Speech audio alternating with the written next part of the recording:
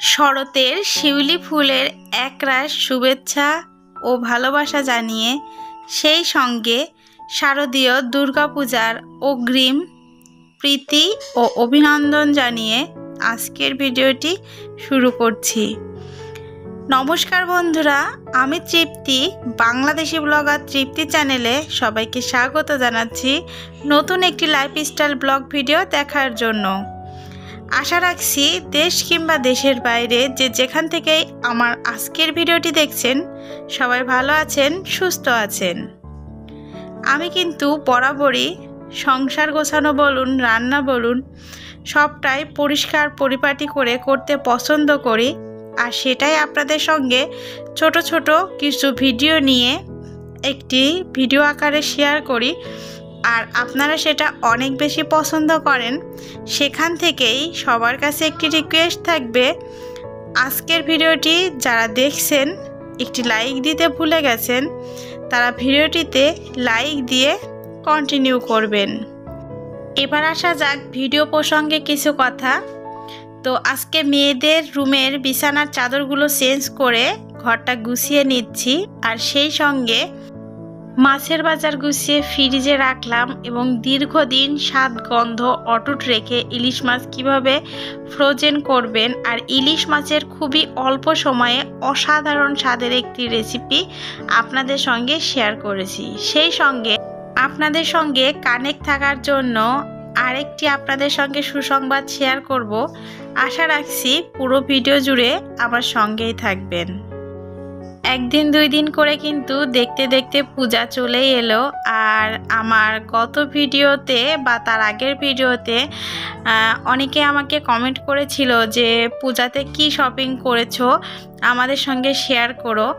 তো আসলে পূজার আগে যে কাজকর্ম বা তার আগেও কিছু ভিডিও করা ছিল সেগুলো আসলে শেয়ার করা হয়নি, যেহেতু ইদানিং 2 দিন 3 দিন গ্যাপ দিয়ে ভিডিও দিচ্ছি, যার কারণে কিন্তু কিছুটা ভিডিও জমা হয়ে গেছে। তো যার কারণে আজকের ভিডিওতে আর পূজার শপিং আপনাদের সঙ্গে শেয়ার করতে পারলাম না।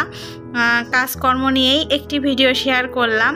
আর গত 2-3টা ভিডিওতে কিন্তু আমি আপনাদের সঙ্গে রান্নাটা খুব বেশি শেয়ার করিনি, তো যেটা আপনাদের খুব পছন্দ আমার রান্নাগুলো।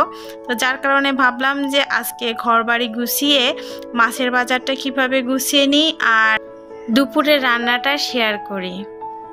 আপনারা যারা আমার রেগুলার ভিউয়ার্স এবং আমি সব সময় যাদের ভিডিও দেখি তারা একটু খেয়াল করলে হয়তো বুঝতে পারছেন যে ইদানিং ইউটিউব থেকে একটু একটু করে কিন্তু দূরে সরে যাচ্ছি, ইউটিউবে অ্যাক্টিভ একটু কম থাকছি। আর কেন সেটাই আপনাদের সঙ্গে শেয়ার করছি। যারা আমাকে ভালোবেসে আমার ইউটিউব ভিডিওগুলো দেখে তারা কিন্তু অনেকেই দেখে আমার কাজ অনুসারে ইউটিউবে আমার ভিউজটা তেমন ভালো আসে না। তো সেখান থেকে তারা আমাকে সাজেশন দেয় যে আপনি ফেসবুকে একটা পেজ খুলুন, এখানে মানুষ বেশি অ্যাক্টিভ থাকে, তো এখানে আপনার ভিডিওগুলো বেশি ভালো ভিউজ আসবে।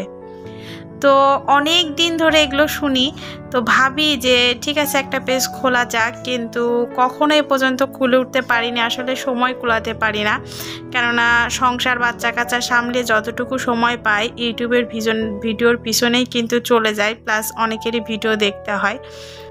তো আমি দিন 10 আগে ফেসবুকে কিভাবে পেজ খুলতে হয় এটা নিয়ে একটা ভিডিও দেখি, আর দেখে আমার মতো করে আমি একটা পেজ খুলে ফেলি।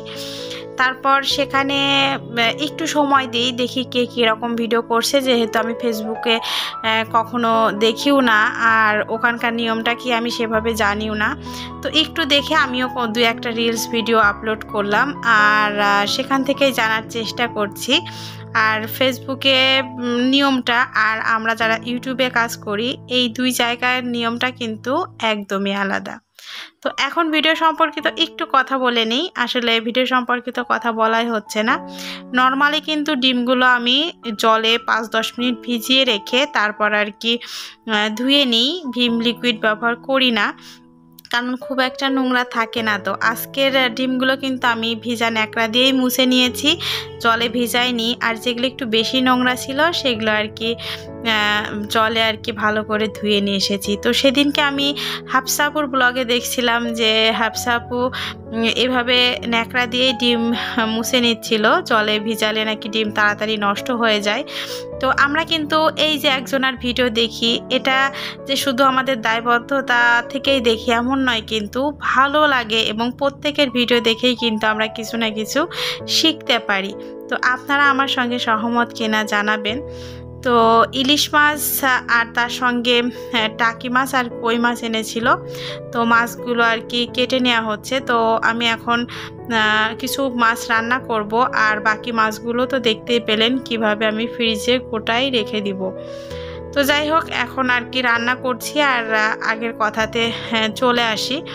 তো যথারীতি আমি একটি পেজ খুলে ফেলি, জানি না কীরকম কি, নর্মালি যেরকম ভিডিওতে বলেছিল সেভাবে পেজ খুলে ফেলি। তারপর সেখানে আমি নিয়মিত, যেহেতু এখন ফেসবুকের রিলস ভিডিওগুলোই বেশি ভাইরাল হচ্ছে এবং মানুষ বেশি দেখে, তো নিয়ম তো নাকি যে দিনে 4টা-5টা রিলস ভিডিও দেওয়া আর একটা বড় ভিডিও দেওয়া। বড় ভিডিও বলতে কিন্তু এখানকার মতো 10 মিনিট, 12 মিনিট, 15 মিনিট, 20 মিনিটের ভিডিও নয়। ফেসবুকে কিন্তু সবাই খুব অল্প সময়ের মধ্যে ভিডিও তৈরি করে, মানে বড় ভিডিও বলতে 3 থেকে 4-5 মিনিটের মধ্যে ভিডিও, এর থেকে বড় ভিডিও তেমন কেউ করে না। আর শর্ট ভিডিও বলতে 5 সেকেন্ড থেকে 10-15-20 সেকেন্ডের মধ্যেই করে। তো আমিও আর কি সবারটা একটু দেখে সেভাবে চেষ্টা করছি, জানি না কতদূর কি আসবে। আসলে ইউটিউবেও কিন্তু আমার খুবই ভালো লাগা, ভালোবাসার একটা জায়গা। একটা সন্তানের প্রতি মানুষের যেমন মায়া থাকে, সেরকমই কিন্তু আমার এই চ্যানেলের প্রতি আমার মায়া। তো যার কারণে এখানে কিন্তু আমি অনেক আমার এফোর্ট এবং আমার সময় সব কিছু দিই, কিন্তু সেই তুলনায় আমি এখান থেকে সেভাবে কোনো সফলতা পাচ্ছি না। তো ভাবলাম যে দেখি একটু অন্য দিকে গিয়ে দেখি, ওখানে একটু চেষ্টা করে দেখি যে ওখান থেকে তেমন কিছু পাই কি না। তবে হ্যাঁ, এগুলো করতে গিয়ে কিন্তু আমার সংসার, সন্তান সব কিছুর প্রতি নজর রেখেই যে আমার যে ফ্রি অবসর সময়টা, রেস্টের সময়টা, সেই সময়টা আমি এই ভিডিওর পিছনে ব্যয় করব। যার কারণে ইউটিউবে এখন একটু সময় দেওয়া কম হচ্ছে, কিন্তু আমার ওই যে ভালোবাসা, ভালো লাগার যে একটা চ্যানেল, তো যার কারণে ইউটিউব কিন্তু আমি ছাড়বো না। আমি ভেবেছি এখানে 2-3 দিন পর একটা করে ভিডিও দিব।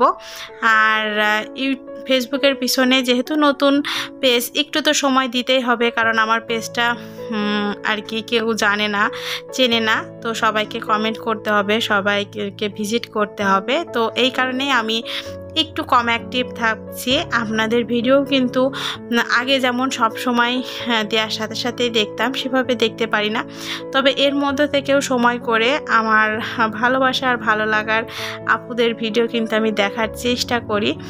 তো আপনারা যারা আমার সঙ্গে অনেকে আছেন, যোগাযোগ করতে চান, বা আমার চ্যানেলটা, আমার ফেসবুকের যে নতুন পেজটা সেটা যদি ভিজিট করতে চান, তাহলে আমি আমার আজকের ভিডিওর ডেসক্রিপশন বক্সে বা পিন যে কমেন্ট, সেখানে পেজের লিঙ্কটা দিয়ে দেব। আপনারা সরাসরি কিন্তু সেখানে যেতে পারবেন।